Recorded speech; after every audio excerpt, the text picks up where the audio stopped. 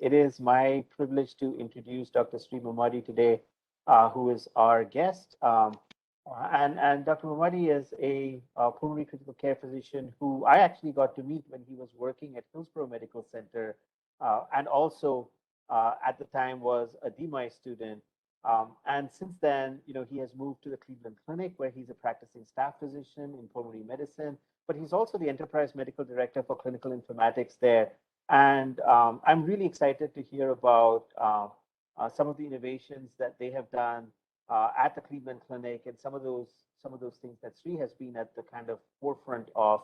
And really, I think the take-home message is yes, it's perfectly possible to do a master's from DMICE and then be really successful in the field of informatics after that. And so with that, it's my pleasure to turn the floor to Dr. Mummadi for today's research conference.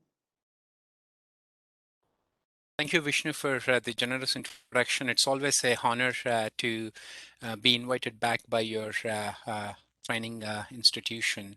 I was very fortunate to have trained under you and Dr. Hirsch and many other faculty at the master's program at OHSU. So for that, I'm ever grateful.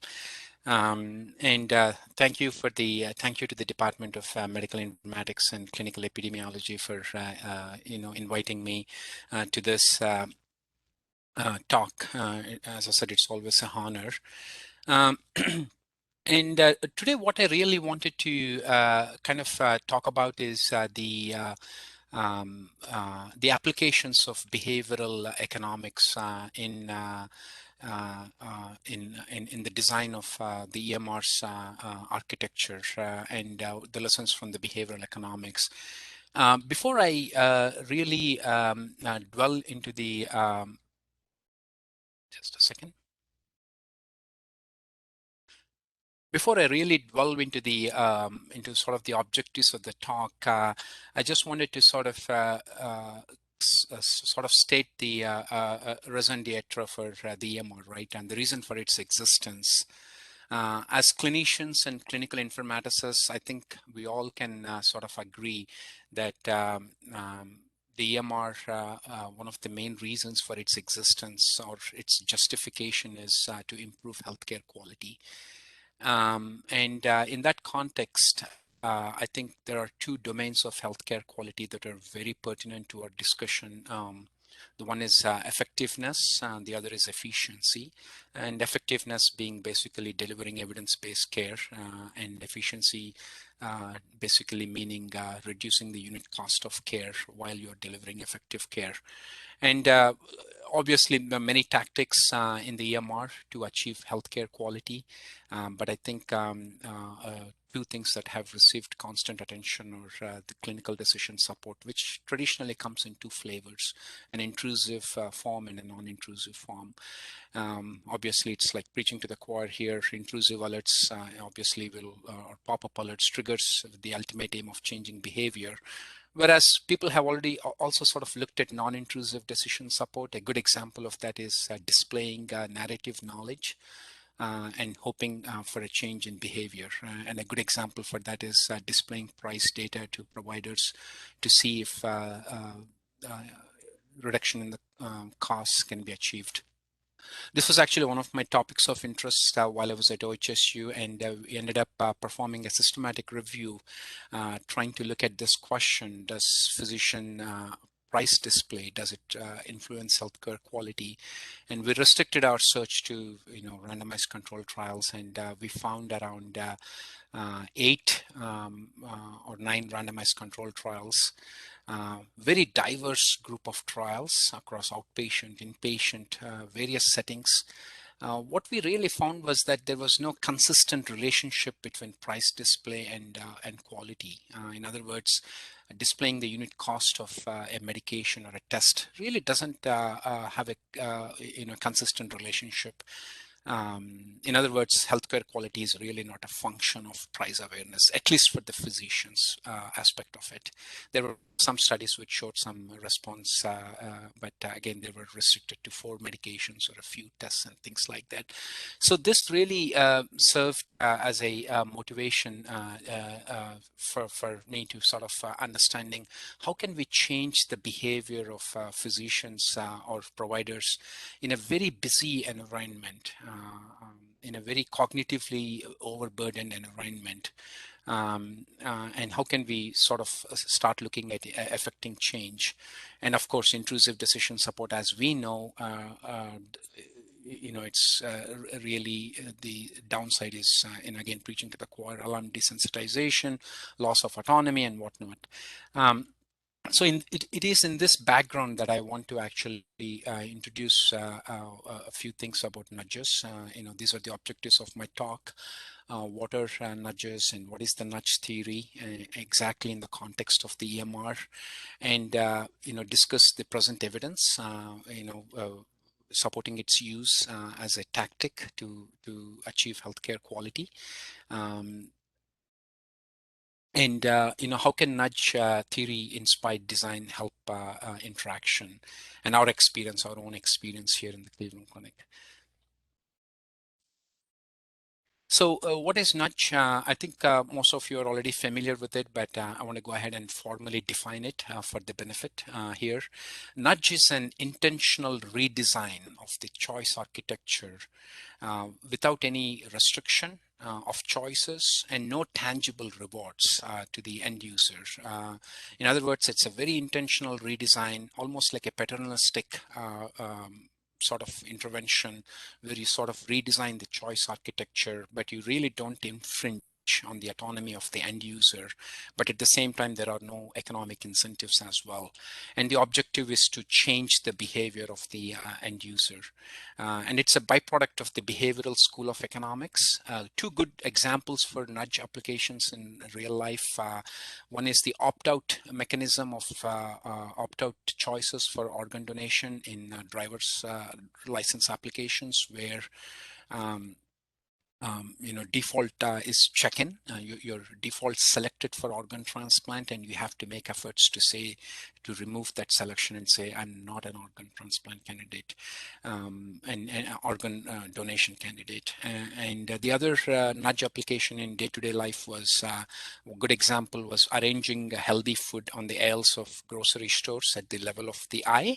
And the idea was that it was an intentional choice architecture design designed to uptake your buying of healthy foods as opposed to nutritionally less valuable foods.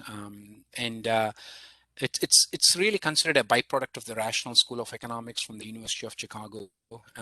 Again, in direct contrast to another school of economics known as the rational school of economics, in which end users have the time to sit down and analyze the trade-offs and make a choice that is the most rational in terms of economic gain or other gains.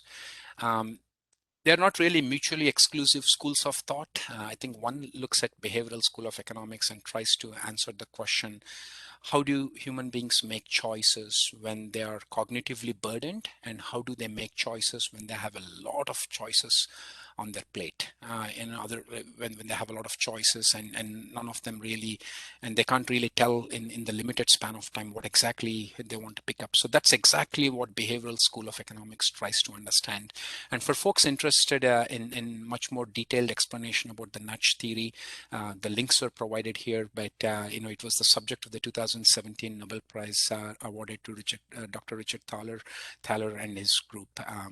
And University of Pennsylvania School of Medicine has even a medicine nudge unit that works very closely with their clinical informatics folks to sort of affect changes in the EMR. And again, a little bit more on the background. They're really based on the intersection of three well-defined scientific disciplines that we're really comfortable with. One is physician-computer interaction. How do physicians interact with computers? Number of clicks. visible information and whatnot. The other school is the evidence-based medicine, which of course has been there for a long time and has a rich tradition. And the idea is to increase the uptake of effective and efficient interventions in the EMR, and of course the behavioral economics that we talked about, exclusively focusing on physicians or providers burdened with cognitive information or cognitive overload and less amount of time available to make those decisions. Two nudges really come to my mind when talking about EMR design, and I would like to go ahead and name them as default and sorting nudges. And I think you can see these examples now in the literature. Folks are trying to frame different types of nudges, and I think you'll start seeing these terms very commonly used, default and sorting nudges. A default nudge is a architecture design in which you either introduce a default or you remove a default from an existing order within an order set. So that's the sort of the default nudge. Sorting nudge is an intentional redesign of the choices from top to bottom. And the idea is to present the most effective and most efficient choice for a given disease or a state in the top 2 or 3 choices and let the others gravitate to the bottom. And folks might probably have already observed that when a computer is asked to arrange multiple choices, most of the times it takes the route of alphabetical listing, and they might not necessarily be the most effective and efficient choices, but that's how computers arrange things when you really don't when you leave it to the computer. So sorting nudge tries to stay away from that and tries to intentionally rearrange the choices. I've used some sketches, some user interface sketches for a hypothetical EMR, just to drive the point home. For example, a default nudge intervention can be used to improve, generic prescription rates. And it's a good example of efficiency, trying to drive down the unit cost of healthcare. In this example, the provider is searching for vibramycin, which is a brand name for generic doxycycline, and cost is around 5 times the cost of doxycycline. And what happens when you type in vibramycin in this example is that there are 2 choices. One is the doxycycline, which is generic, arranged on the top. And the other is vibramycin, which is the brand name and is arranged as the lower choice. Just a second. Sorry. And here in this example, you see that the first choice is a generic choice, and the idea is that the provider would pick this doxycycline and move forward. However, we are not restricting the autonomy of the end user. If the end user feels that vibramycin, which is the brand name doxycycline, is indeed useful, then he or she might still pick up the choice and dispense it as written. And here you can see the dispense as written being pre-selected. This is a good example of using a sorting nudge as well as a default nudge and trying to improve the usage of generic doxycycline.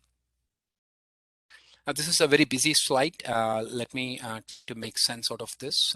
Just a second. I think the visibility is still okay. So this is a very busy slide. Let me just try to make some sense out of this. And again, this is a collection of the recent literature trying to show the importance of introducing or removing default selections in the order sets. So in the first row, we have a very good example. Here in this example, it's a natural experiment done in an institution using the EMR, specifically the post transfusion order sets. In this example, what's happening is when folks receive a platelet transfusion because their platelet count is low, the end users are not following it up with a post-transfusion platelet estimation. In other words, you need to know how much your platelet count has improved or not improved so that you could make some clinically useful decisions. In this intervention, what the authors have done is they have observed that the platelet transfusion order was not pre-selected. It was there in the order set, but it was not pre-selected. And now only around 10% of platelet transfusions ended up getting a post-transfusion platelet estimation. They went ahead and introduced a default selection to that, and suddenly the uptake of post-transfusion platelet jumped to almost 50%. And then they went ahead and removed that default selection, and then suddenly dropped down to back to native prevalence of almost 5% or something like that. So it's a definitely not a randomized controlled trial, but almost a fantastic natural experiment done within the EMR. In this example, the second example in the first row, the admission order sets for this institution had a default selection of telemetry, which is a very expensive resource. And the baseline prevalence of telemetry utilization was almost 75%. And again, that can lead to a lot of unintended consequences like availability of beds, inefficient patient transfers from the ED and whatnot. What they have done in this study was just remove the default selection of telemetry from the general medicine admission order sets. And what they found was that the utilization of telemetry came down from a peak of 75% to almost 50%. And they did present some safety data as well, which I did not include in this slide, that they did not really see any increase in adverse patient safety events. Likewise, many other examples here. I think this example, the third example, Malhotra from Jamia, I think is very similar to the vibramycin example that we talked about, where the dispense as written was sort of manipulated in such a way that the generic prescription rates jumped from a baseline of 40% to almost 96%.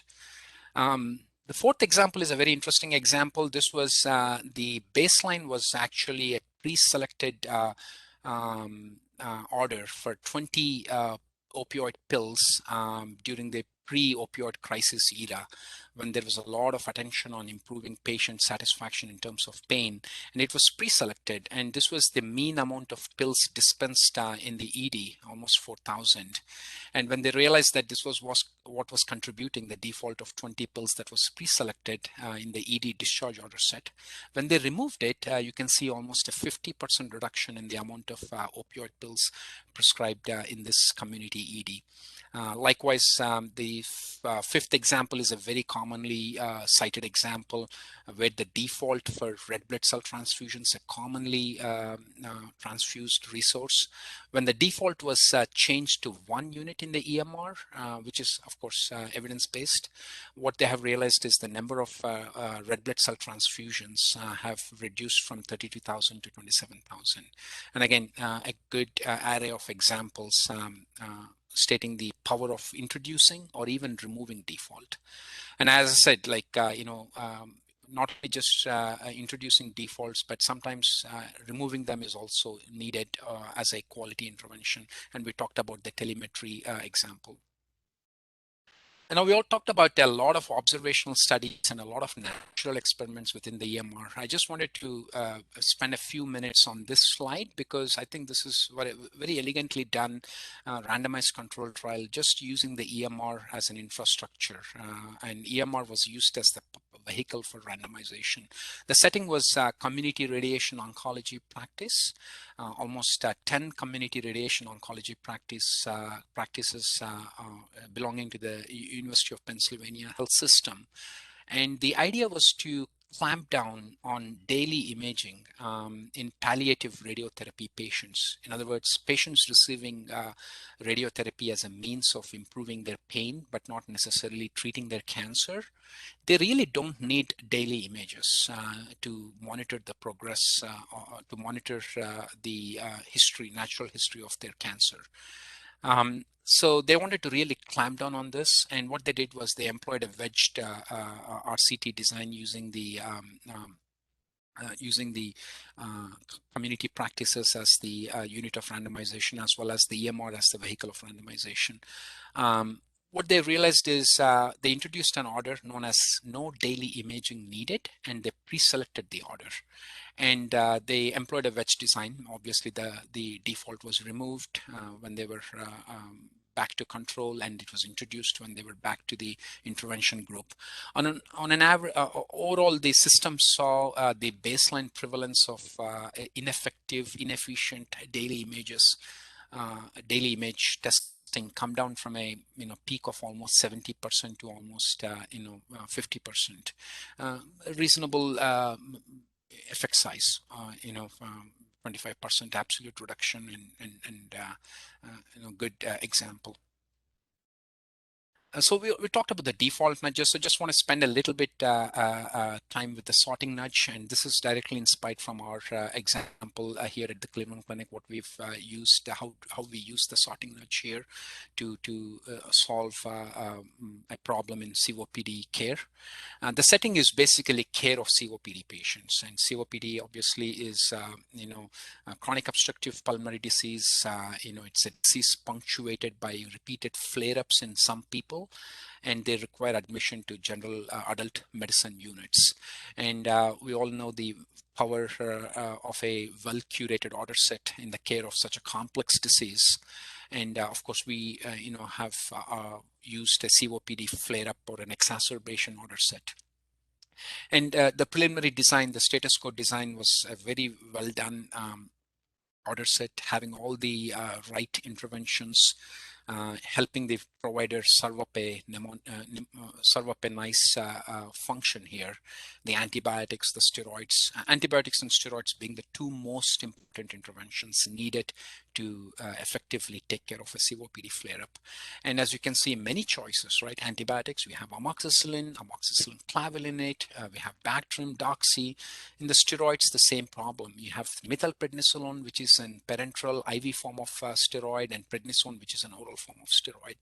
So what we have done in this was to help the baseline function of this order set really helped people take care of COPD flare-up. But what we realized is the most commonly used antibiotic ended up being amoxicillin, and the most commonly used steroid in the care of these patients ended up being methylprednisolone, which is intravenous and definitely more costlier than prednisone. And more recently, evidence has accumulated to a point where people have shown that prednisone is as good as methylprednisolone. And doxycycline obviously has become one of the top choices across the world for flare-up of treatment of flare-up of patients.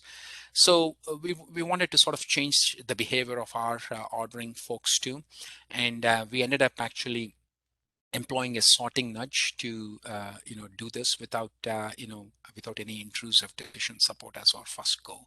We ended up arranging doxycycline to the top here, violating the alphabetical order, and we also ended up putting in prednisone as the top choice. We already started seeing some very good changes, at the end of 1 year, when we looked back, we realized that while we solved this problem, we ended up opening up a different set of problems. And that problem was that our DRG codes were higher for iatrogenic effects of steroids, like hypokalemia, which would actually sort of be not a good thing in the era of value-based payments. We want our patients to not have any iatrogenic complications from our interventions. So again, this problem served as a motivation for going ahead and somewhat elegantly redesigning this order set by combining both the power of sorting and default nudges, where we defaulted the prednisone to a oral dose, obviously, and we defaulted the duration to 7 days. Again, this is based on an excellent feedback from subject matter experts who actually, distilled the literature to convince us that duration of 7 days is by far a defined duration of prednisone is by far the most effective intervention rather than just prednisone. As you know, most of our rounding physicians are obviously burdened, and once a prednisone choice is made, theoretically that prednisone could be going on forever until the patient is in the hospital. So that probably was one of the reasons for our iatrogenic issues like hypokalemia and things like that. So we went ahead and defaulted the prednisone to 7 days, again based on evidence-based feedback and data, and we defaulted the doxycycline to 7 days. And most of the times the flare-up should have calmed down by now. And if it's really not calming down, then it's really not a COPD flare-up in the first place. So again, we were able to solve the problem. An audit after 6 months showed that our incidence of iatrogenic hypokalemia has come down, which is in fact a direct consequence of prednisone usage. Another example, here the use case was the ICU and lab stewardship committee wanted to clamp down on ineffective and inefficient usage of blood cultures. So the background here is that whenever folks have a fever, right, blood cultures remain the primary methods of investigating the cause of fever. But in a situation where you type in blood culture into the EMR, the baseline in our health system, and our health system, especially the central campus, has 1,000 beds, and across both states of Ohio and Florida, I ended up counting around 5,000 beds. You can just imagine the travails of a physician when trying to investigate the fever in a large health system. When you type in blood culture, you get three choices: blood culture times 1, and blood culture times 2.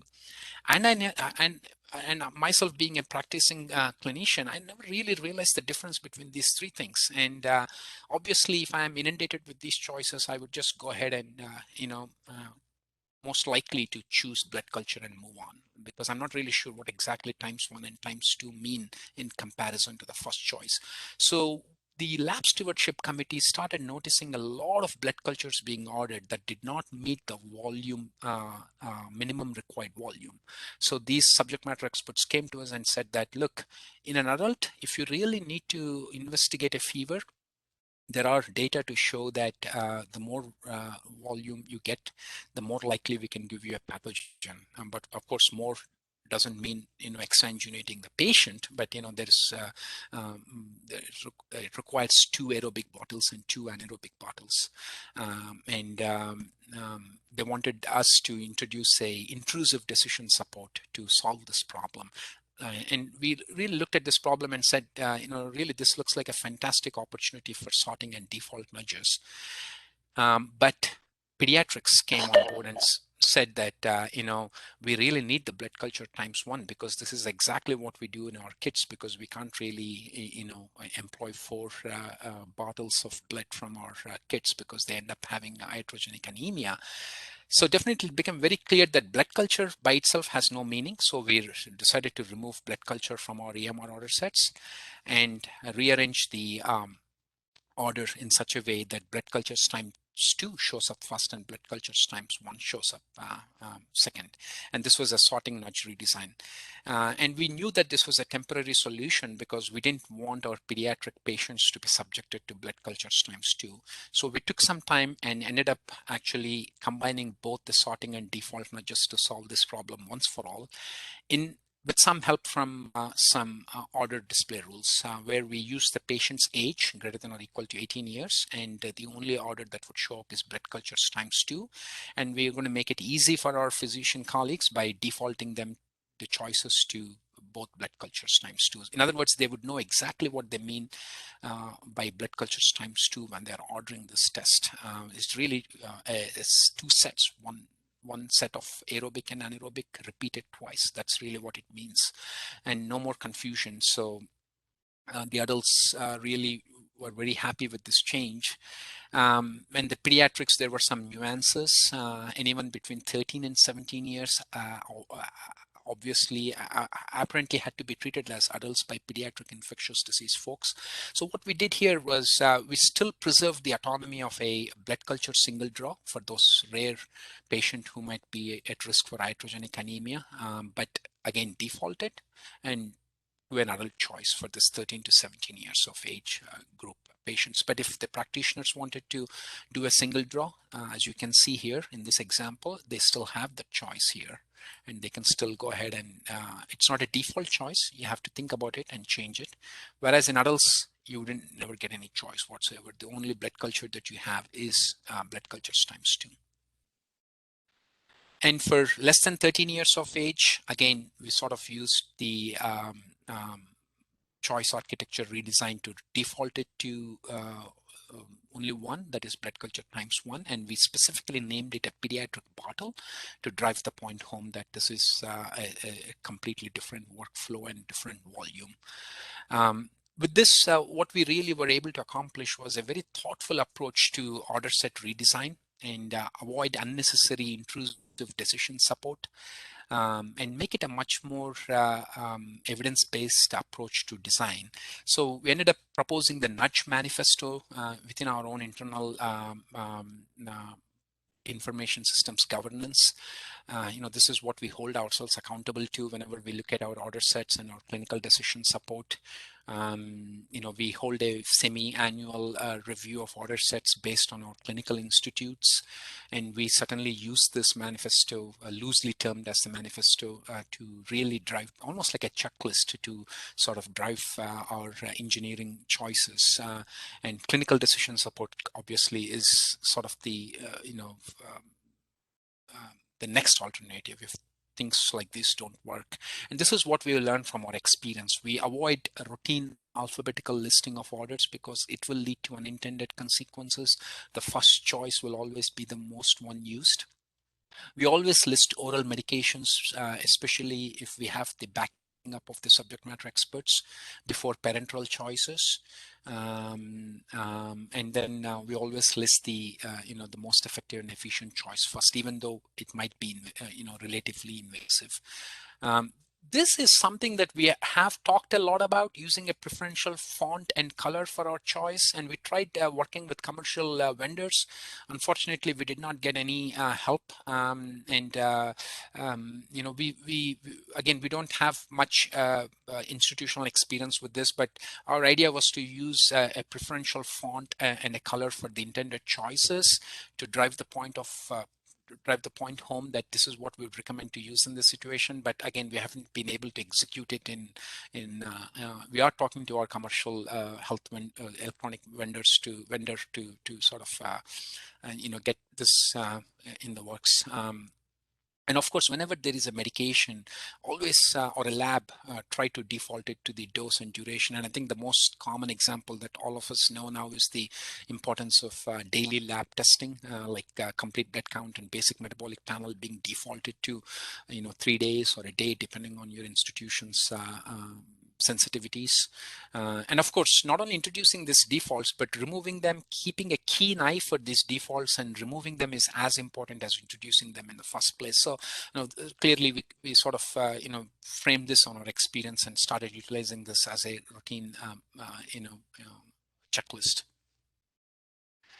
So, so what I would like to conclude is that if you have a nudge-inspired approach to governance and user interface design, I think there is a lot to be achieved here. I think governments have improved organ donation rates.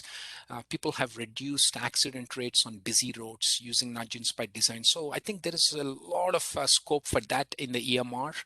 I think at the end of the day, it still preserves the physician's autonomy as opposed to a clinical decision support tool.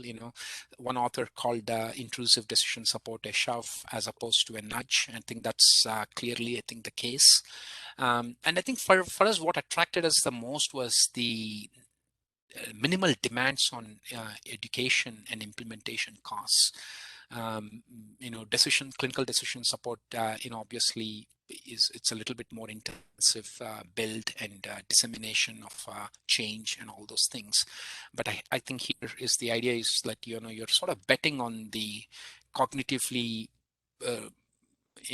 busy human being to sort of click the defaults and keep moving on. So it's got to be very carefully used. Of course, it cannot be abused.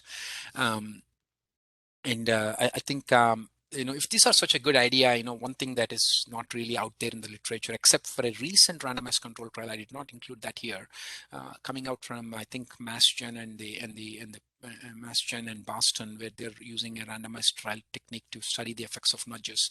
But if they are really so good, then really we need to start assessing them, right? And I think this is where we're starting to do this in our enterprise as well. I'm sure that folks are aware of this paper that came out in NEGM a couple of years ago about rapid cycle randomized testing, where the EMR is used as a vehicle of randomization, and the patients can be randomized randomized at the level of your interventions can be randomized at the level of patients on MRN or nursing unit. Here in the Cleveland Clinic, we use the nursing unit. We've already done two rapid cycle randomizations, and we've used that to sort of, buttress or changes or to move on to other changes. But the beauty of the EMR, and I think that's one of the most unintended advantages of the EMR that I've ever seen, is use that as a vehicle of randomization. But I don't think the vendors are yet there to help us do this off their shelf versions. Currently we use our own analysts to program in such a way that we can use the odd versus even MRN as a means of assigning this interventions, assigning this back of the envelope studies, if we might use the term. But I think some of these interventions need to go through such sort of semi-rigorous evaluations, and there's already a rich body of literature about using rapid cycle randomized testing for these things. And just sort of closing the talk with Jugaad, which is a Hindi word. It's it's a South Asian word. In other words, describing low resource innovation, right? I mean, the idea is like people can innovate, and innovation is not really the issue. The issue is how much resources do you need to innovate, right? That's the key here. And I think nudges in the EMR could be looked at up as once some sort of a low resource intervention, one that is readily in the hands of the information governance councils within our institutions to make these changes without going through extensive buy-in and extensive education and post-implementation audits and things like that. But again, that's obviously not the only way to solve problems, but I think they are being underutilized, and I think it's time has come for us to take a good look at these behavioral economics interventions. If other industries and nations and governments have improved some of their outcomes using nudges, why not us in the electronic health record, which is again the perfect example of a lot of choices but with limited time. And these are some of the take-home messages that that I felt were pertinent to our journey here. With that, I conclude the talk, and again, thank you so much for inviting me, and my apologies if the slides were not visible as good as I used a PDF. So thank you. Thanks, Sri. And this is a really interesting talk, and I'd like to kind of open the floor up for questions. Actually, I'd like to start with a couple of questions, if you don't mind. The first question I have is, you touched a little bit on the unintended consequences of these kinds of interventions. On the surface, it looks really great and opportunistic. Did you have a conversation with your team about potential unintended consequences? Were there things that you were worried about apart from the usual resistance to change and kind of physician pushback? Yes, I think that's I think that's a very good question, Vishnu, and I think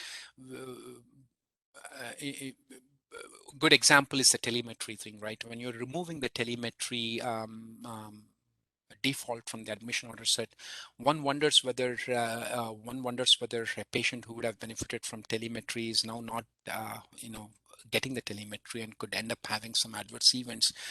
And I think that is the reason why I touched upon the rapid cycle randomized testing.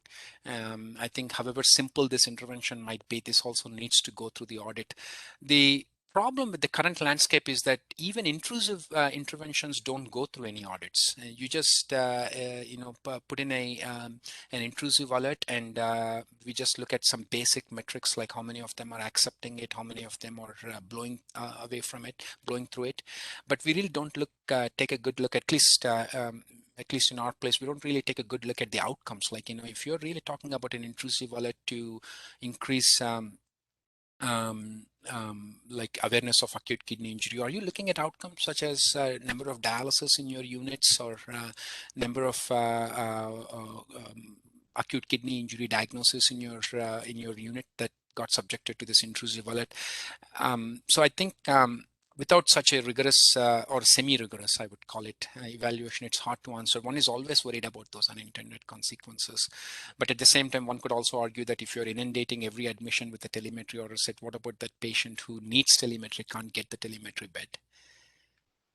So I think using that rapid cycle randomization at the end of 3 months, define a list of pragmatic outcomes and take a look at those outcomes. And if they're reasonable, continue with the change. And if not, then pull back the change. That's very true. My second question is that, one of the really interesting things about this form of kind of nudge interventions that it's almost at the end user level, it's almost subliminal, right? They don't quite know that they're making the choice, but they make the better choice. So then if we're actually, kind of implanting subliminal messages into clinical end users based on our redesign of EHR interfaces, is there a risk that we'll introduce our own biases into this decision making process? And do you have a process for debiasing before you actually go through with the intervention? No, very, very well said, Vishnu. I think that's very well captured. Clearly, one who has the loudest voice or one who has the most influential voice in the group can drive and lead the group towards groupthink and unintended biases.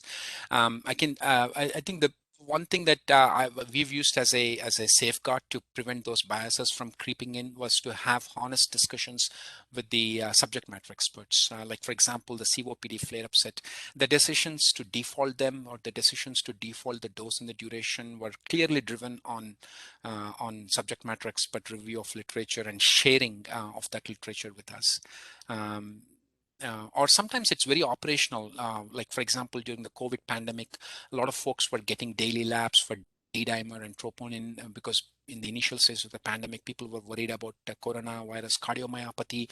Very unintended consequences with that was that we were running out of lab reagents.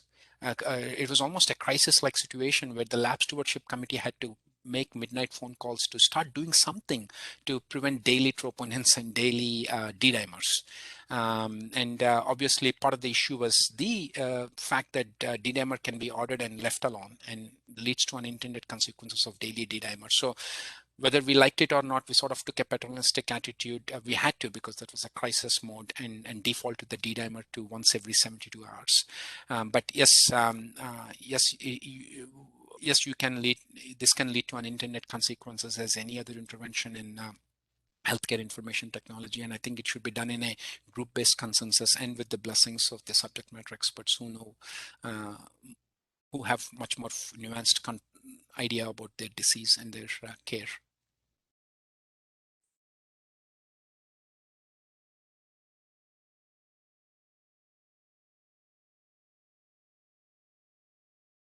I think there were a couple of questions in the chat.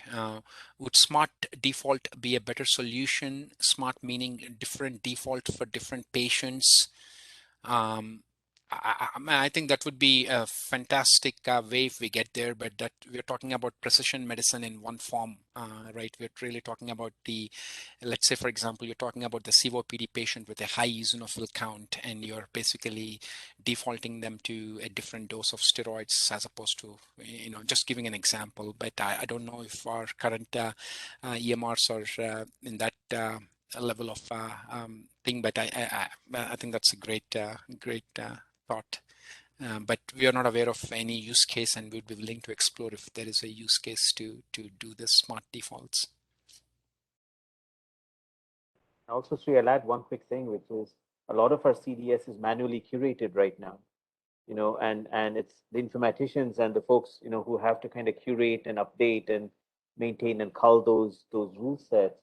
Unless we can automate some kind of a CDS solution that kind of smartly kind of adjusts this, running it out of a rule-based environment, you're just creating a lot of work to keep all those things current. It can get very complicated, very time intensive, very quickly.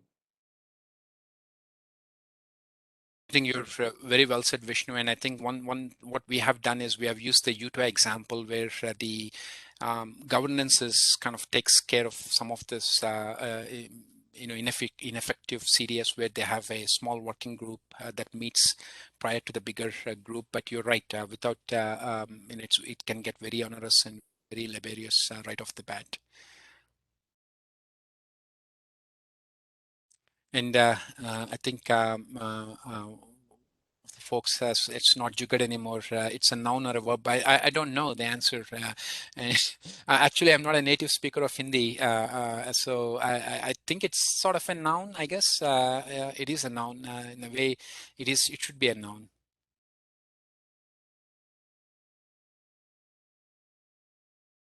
They asked the chat question was whether jugad is a noun or a verb. I think I'm probably favoring noun.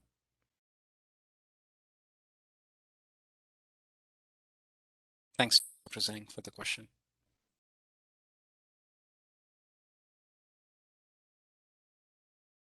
Right. Any other questions for Sri, guys? So Chris says, how can we influence vendors? I think that's a loaded question, Chris. Do you want to take that? Well, I just want to say I'm happy to come online for a minute and say it verbally. I read your take-home messages about the vendors should make it easier for us to do this, and you shared the challenges you had with fonts and colors. And I really kind of wonder what is the critical mass of us as purchasers of this system that would have to come together to kind of agree on a font and color to kind of, so the idea of getting them to let us customize it to whatever we think is best, I could see where that is challenging potentially for them. But the idea of, is there enough agreement about the science of what a preferred font and color could be that we could just ask them to provide that as a single choice across the board for all of their customers? And maybe that's a smaller ask potentially. No, I think for sure for sure there has to be some uniform agreement and whatnot, and I think has been some literature about breaking the continuity of let's say the alphabet. Like if you write A as in a full A or a, I think I can try to share my screen just a second if I can. But I don't know if rigorous studies have been done in the health information technology aspect. I think I don't know if folks are able to see this, but are you able to see the screen? No, it's still on your take-home messages. Oh, okay. Okay. Let me see.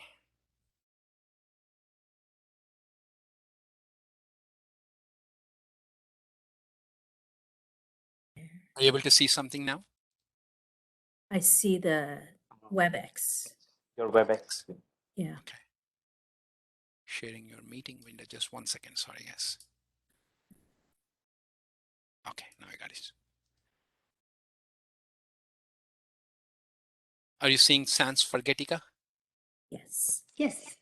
Yeah, so this was a very interesting study that came out from Australia where they looked at a better font, how humans comprehend reading from electronic screens. And one of the ideas behind this font was that for critical text where you really want them to really focus on this, the idea was that you would break the continuity between the actual, you would introduce this small breaks in between um, the actual font. And one of the things that we postulated during our systematic review when we looked at physicians provider price display and not being able to effectively translate that knowledge into intervention, one of the reasons we sort of postulated was that folks probably read and comprehend differently from electronic screens as opposed to paper screens. And there has been extensive literature in computer science on this topic. And I'm definitely not a computer scientist, but I came across a couple of Norwegian studies where they randomized school children to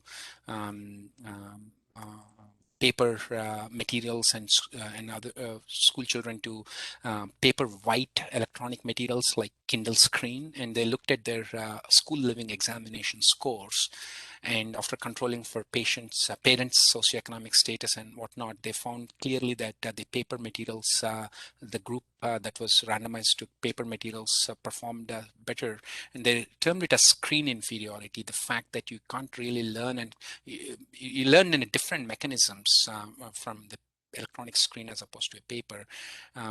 so that was the driving point for that, and we sort of explored that with our commercial vendor. But to your point, there is no uniform agreement, so it's hard to sort of get that level of customization. But I think this is a good opportunity for some of the studies to happen on that front and sort of start intelligently using our fonts and whatnot.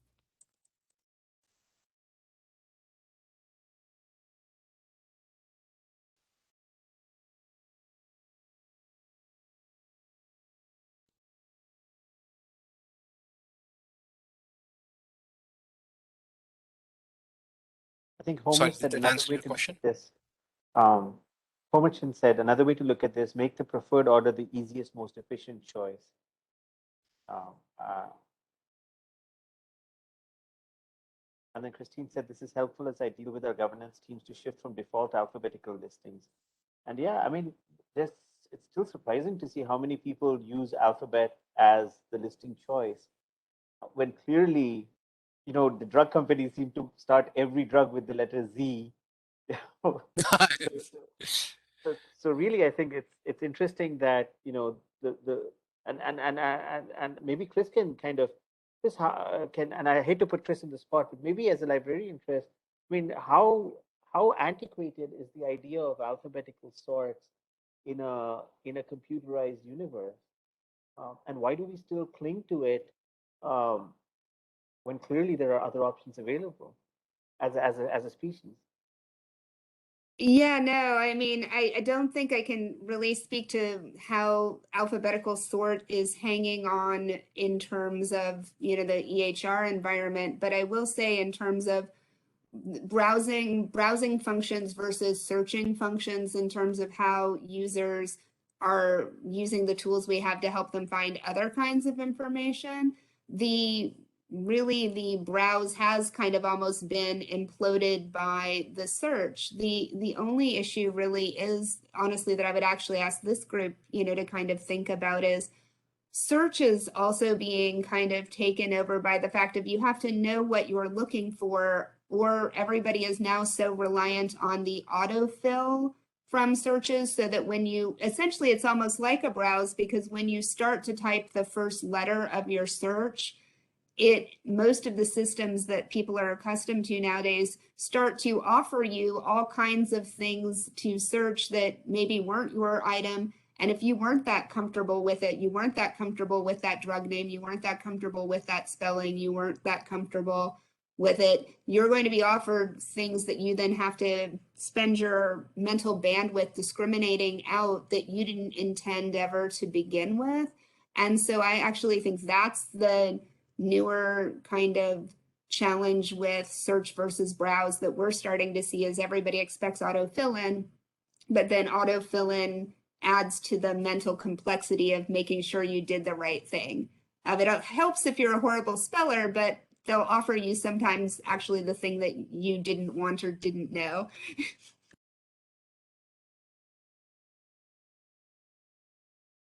Yeah, no, that's very interesting. I did not realize that it adds pressure to whether you're asking the right question or not. So,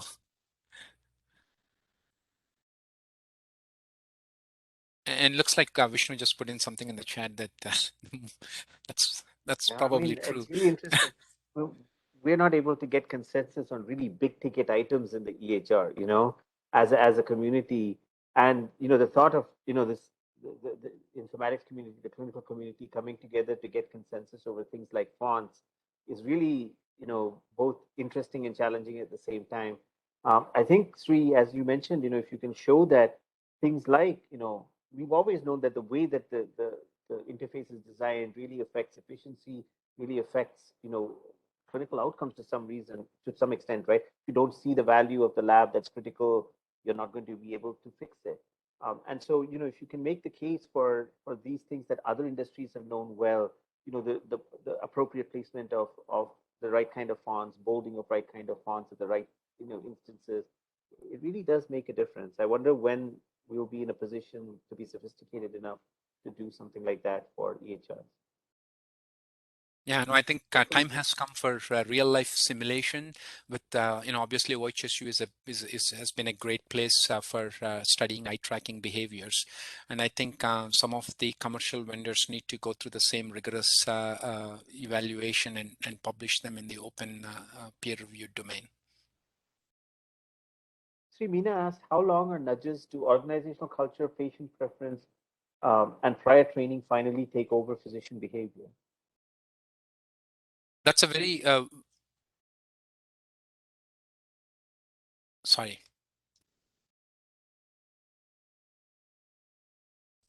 Oh, Okay, I think sorry, it's happening. there was some issue with the mute buttons. That's a fantastic example. So I think I can speak with the power of n is equal to 1 because that's the longest nudge we had, almost like 2 years now, which is the COPD admission, and the data are holding on. Like, prednisone still continues to be the preferred steroid, and doxycycline still continues to be the preferred antibiotic, and we have seen a sustained reduction in hypokalemia, probably moving away from methylprednisolone is probably our most educated guess. So I would say with the caveat that that's the longest nudge we have had in production. I think they can last well, because here you're to Dr. Mohan's point, you're really not, it's a subliminal intervention. You're really not infringing on the autonomy. So it's very likely for the end user to have been, felt, trampled upon, in other words. And I think this is one of those things. Again, this is a very good ethical debate, and I think there are some good debates out there on YouTube and TEDx about these things in nudge interventions, whether you're being paternalistic without sort of, really telling the end user that you're doing this, right? So, but I think some of this is probably long lasting. And Meenakshi followed up with a question that she still sees the merit in education for longer lasting behaviors. Yeah, but again, a new group of physicians come in, a new group of clinicians exit, groups of clinicians exit, new groups come in. So sometimes some of that is kind of a tough one. And a good example of that is, I think, diffusion of innovations. They take a lot of time, like, to really get into real-time practice. So education sometimes can be a tough one, but definitely it is one of the most valued interventions. I completely agree with Meenakshi that at the end of the day, that is what it is. You got to really convince and change the physician and give them evidence to sort of support their behavior. But again, this is not a one size fits all intervention. I think this is one of the tools in the toolbox.